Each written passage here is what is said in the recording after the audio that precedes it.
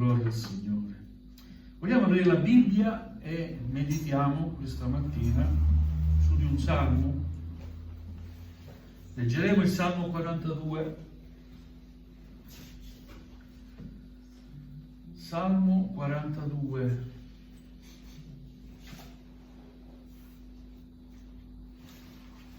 Gloria al Signore. Appena trovate vi alzate in piedi, come già siete abituati, siamo abituati a fare, per onorare la parola di Dio. Cambiamo anche posizione, ma soprattutto vogliamo onorare la parola di Dio. Alleluia. Salmo 42. Inizio a leggerlo. A Dio sia la gloria. Amen. Come la cerva anela i rivi delle acque, così l'anima mia anela te, o Dio.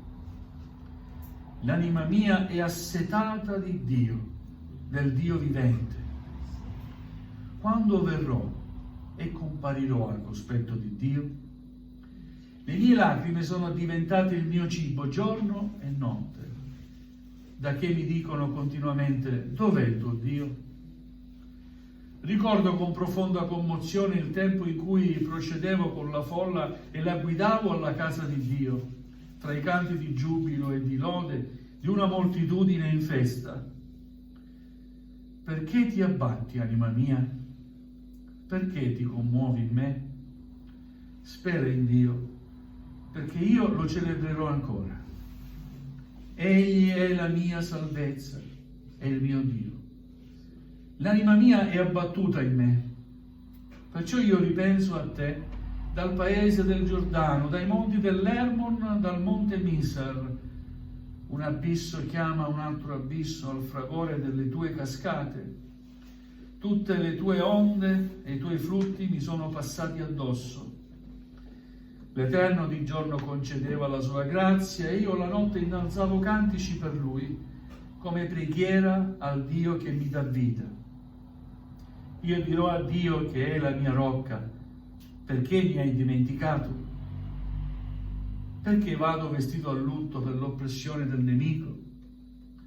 Le mie ossa sono trafitte dagli insulti dei miei nemici, che mi dicono continuamente: dov'è il tuo Dio? Perché ti abbatti, anima mia? Perché ti commuovi in me? Spera in Dio, perché lo celebrerò ancora. Egli è la mia salvezza, è il mio Dio. Amen. Vogliate accomodarvi. Gloria al Signore. È un cantico questo salmo. Nella tradizione ebraica è unito al Salmo 43. Il 42 e il 43 costituiscono un unico salmo, ma a noi ci è pervenuto così. Sono solo sottigliezze, quello che porta è la sostanza. E la parola di Dio è sostanza. Amen. Vogliamo cogliere questa mattina la sostanza della parola di Dio, nutrimento per l'anima nostra. È un canto che esprime un desiderio ardente di vicinanza a Dio. Il salmista desidera fortemente stare vicino a Dio in un momento di grande afflizione. La sofferenza spirituale, emotiva e fisica in questo salmo si confondono e si uniscono insieme alla speranza e la fede che Dio alla fine porterà sollievo e gioia. In sostanza questo salmista esprime questa contraddizione, tra virgolette, no? Un desiderio ardente di Dio in un momento di grande sofferenza, turbamento interiore, ma anche alla fine una forte consapevolezza che sta molto molto sotto, ma alla fine emerge. Alleluia, Gesù. Alleluia, piena fiducia in Dio. Alleluia, Gesù. Io tornerò ancora a lodare il Signore. Alleluia. Lo loderò ancora. Alleluia. Gloria al nome del Signore. Vediamo alcuni punti, i primi due versi. Il desiderio ardente di Dio. Come la cerva desidera i corsi d'acqua, così l'anima mia anela a te, o Dio. È immagine di desiderio e di sete. Come una cerva cerca disperatamente l'acqua per sopravvivere, così l'anima del salmista anela a Dio. Un bisogno profondo che vede in Dio la fonte essenziale di vita e nutrimento. Quando andiamo ai piedi del Signore, lo cerchiamo, bisogna cercarlo con vivo desiderio. Amen. È sbagliato cercarlo con indifferenza. Una cosa è cercarlo tanto per cercarlo. Una cosa è cercarlo quando sei nel bisogno, è vero? E allora quando siamo nel bisogno, ringraziamo il Signore, Amen. perché questo bisogno ci porterà a cercarlo profondamente. Alleluia. Alleluia. L'anima mia è assetata di Dio. Il salmista sente l'urgenza di presentarsi davanti a Dio, chiedendosi quando potrà di nuovo sperimentare la presenza di Dio. Ricordava con profonda commozione il tempo in cui procedevo con la folla e la guidavo alla casa di Dio. Era qualcuno che magari aveva qualche incarico nel Tempio del Signore. Guidava la folla ad andare alla casa di Dio. Quello era il suo servizio. E trovava piacere e soddisfazione nel servizio a Dio. Alleluia. Questo piacere era svanito nella sua vita e sentiva nostalgia di quel bel rapporto che sentiva con Dio. È come se in lui si fosse spezzato qualcosa. Non sente più la presenza di Dio, ma la vuole in qualche modo ritrovare. Alleluia. Gloria a te, Signore. Versetto 3 e versetto 4 esprimono sofferenza e scherno. Oltre alla sofferenza che lui sentiva per la mancanza della presenza di Dio, sentiva lo scherno delle persone che lo attorniavano, che gli dicevano continuamente: dov'è il tuo Dio? Pensate un po' a certe contraddizioni che viviamo anche noi. Parliamo agli altri del Signore, ma siamo noi i primi che non sperimentano il Signore. Cioè, trovi qualcuno che magari sta soffrendo, gli proponi la gioia del Signore, ma consapevolmente sei tu il primo che non stai sentendo la gioia del Signore, stai parlando di qualcosa a qualcun altro che tu non stai vivendo in quel momento. Ecco lo scherno. Tu mi parli a me di Dio, ma dov'è Dio nella tua vita? Dov'è Dio? Sei afflitto. Dio ti vuole afflitto. È uno scherno che provoca, si aggiunge al dolore che già sente quest'uomo. Alleluia. E la sofferenza che lui ha è perché lui non sa dare una risposta a questa domanda che gli dicono: dov'è il tuo Dio? Lui non sa rispondere. Perché non può contrastare quanto gli altri gli dicono. Quindi subisce questo scherno, ma dentro di sé lui sa che Dio c'è. Amen. Alleluia. Questo ricordo con profonda commozione, leggiamo il versetto 4, ci parla appunto del dolore e della nostalgia che lui sente quando era benedetto dal Signore. Che possa il Signore rinnovare ogni giorno le sue benedizioni nella nostra vita. Amen. Che ogni giorno possiamo dire: sì, oggi sono stato benedetto dal Signore. Amen. Alleluia. Versetto 5 e versetto 6 c'è una lotta interiore e una speranza. Lui si pone questa domanda: perché ti abbatti, anima mia?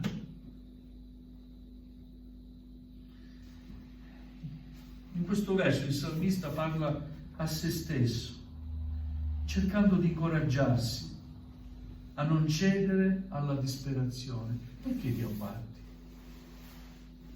E poi spera in Dio. Anima mia, perché ti abbatti? Spera in Dio. Cerca di incoraggiarsi in qualche modo. La sua anima è abbattuta, è turbata, ma sceglie di sperare in Dio, confidando che tornerà a lodarlo ancora. Alleluia. Alleluia. Lui descrive Dio come il mio Salvatore e il mio Dio. È un'affermazione di fiducia, nonostante l'angoscia. Amen. Al versetto 6 il salmista riconosce la sua afflizione, ma si impegna a ripensare a Dio anche nei luoghi di lontananza geografica e spirituale. Quando leggiamo i monti dell'Hermon e i monti dei Mizar, sono distanti tra loro chilometri. E lui vuole intendere, nonostante la lontananza tra me e te, oh Dio, io so che tu mi benedirai ancora. Alleluia. Perché Dio supera ogni distanza. Ci crediamo? Amen. Amen. Dio abbatte le barriere. Alleluia. Amen. Alleluia. C'era una profonda lontananza tra Dio e l'uomo, ma Dio ha voluto accorciare questa distanza, anzi annullarla completamente, mandando il suo figliolo Gesù. Amen. Amen. Alleluia. E poi, quando Gesù è tornato al Padre, ci ha lasciato il suo spirito. Non c'è distanza, il suo spirito è con noi, Alleluia. è in noi. Amen. Amen. Alleluia. Gloria al nome del Signore. Al versetto 7 e 8 lui parla così: un abisso chiama un altro abisso.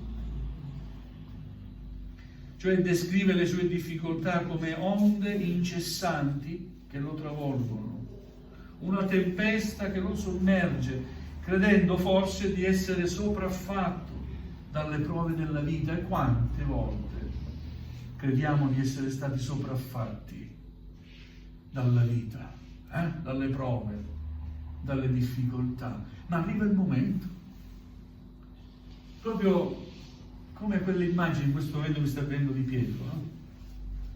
Che mentre affonda riesce ad elevare a Gesù quella preghiera meravigliosa: Signore, aiutami, sto affondando, Signore, aiutami. E Gesù subito stesa la sua mano, lo tirò fuori dalle acque. Amen. Alleluia. Quindi il suo senso era questo: un abisso chiama un altro abisso, una tempesta dopo un'altra, si sente sopraffatto, ma anche in questa condizione egli continua a cercare e a pregare Dio. Amen. Alleluia. Perché ti abbatti, anima mia, e ti commuove in me? Spera in Dio, Alleluia. perché io lo loderò ancora. Amen. Alleluia. Alleluia. Nonostante le difficoltà della vita, quante forti possono essere le prove che viviamo, che affrontiamo, non dimentichiamoci che Dio c'è. Amen. Alleluia. Amen. Com'è reale la prova che stai affrontando, così è reale la presenza di Dio nella tua vita. Lui ti sta accanto, Alleluia. ti sta vicino. Alleluia. Cercalo, Amen. invocalo. Amen. Invocami nel giorno della distretta e io te ne trarrò fuori. Alleluia. Gloria al nome del Signore. Amen. Amen.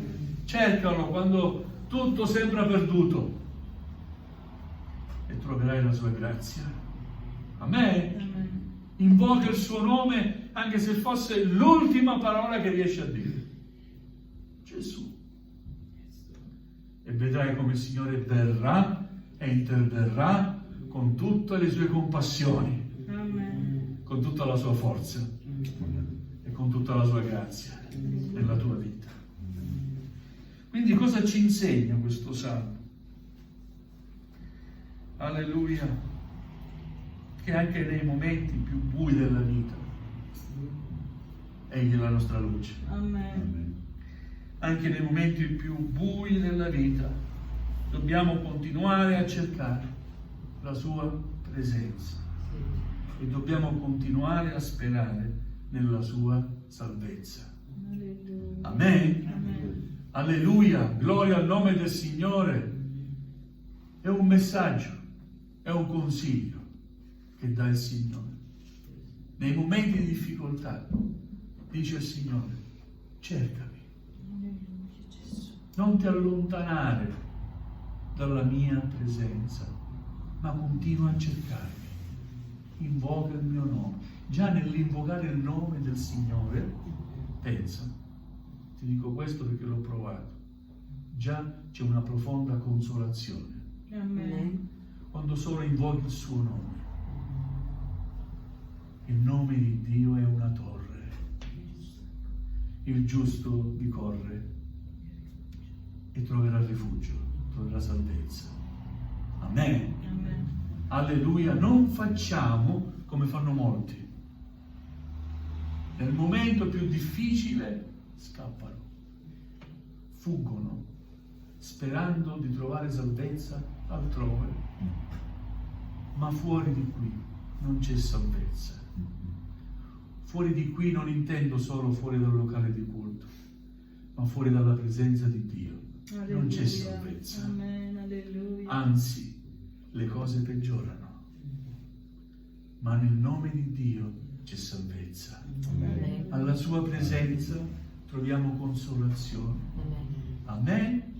Qualunque sia il grado di difficoltà, da 1 all'infinito. Le difficoltà sono varie e svariate, ma Dio ti può salvare nel grado di difficoltà 1 e nel grado di difficoltà massimo, estremo. Alleluia. Quindi vogliamo dire a noi stessi: perché ti abbatti, anima mia? Alleluia. Quando sei scoraggiato, parla a te stesso: ma perché mi sto abbattendo? Se io conosco il Signore, invoco il suo nome, perché mi devo abbattere così?